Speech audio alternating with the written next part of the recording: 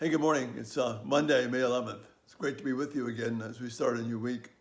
It's also my granddaughter Eva's birthday, so she's 3 today, so happy birthday to Eva. And as we start this new week, I find myself going back to two passages which help keep my thinking squared away, and I think it might be helpful for you as well.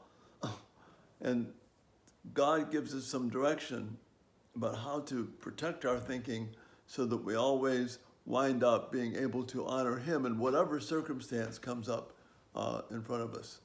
The first one is in Colossians 2:8, and right there the passage says, "Don't be taken captive by the hollow and deceptive philosophy of this world and thinking of this world, and don't be taken captive by that, by anything that's not based upon the truth of Christ." So if you are trusting something that is not rooted in what it means to know and trust Christ, you will be taken captive by that thought. It doesn't mean that we ignore providence, or that if you think about the best way to fix your car, the best way to do a particular job connected with producing income, or something to do with just managing your house. It means that you understand God is behind all of those things, and that everything is sustained by God. And what matters is, are we being faithful to Him in the endeavors that we take up? So that's the first pillar. Don't be taken captive by things that are based upon something other than giving honor to Christ in all that we do. And then the second one is in 2 Corinthians chapter 10, verses 3-5.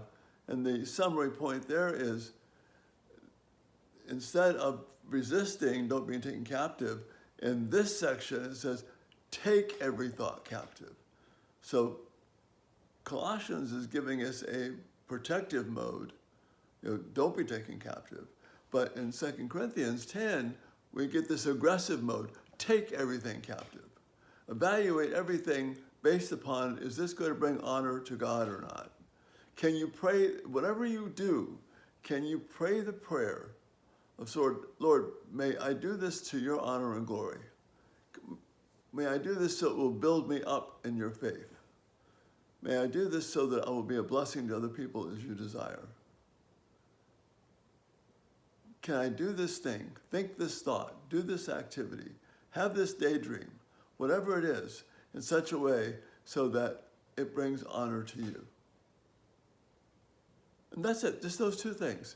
Don't be taken captive by things that aren't really rooted in God's truth, and take captive every thought so that you can submit yourself to God's truth. Those things will keep us centered. So no matter we're thinking about big scale, government scale, what's going on in the country right now, in the world, whether you just have your own personal decisions to make, each of those battles are equally ferocious.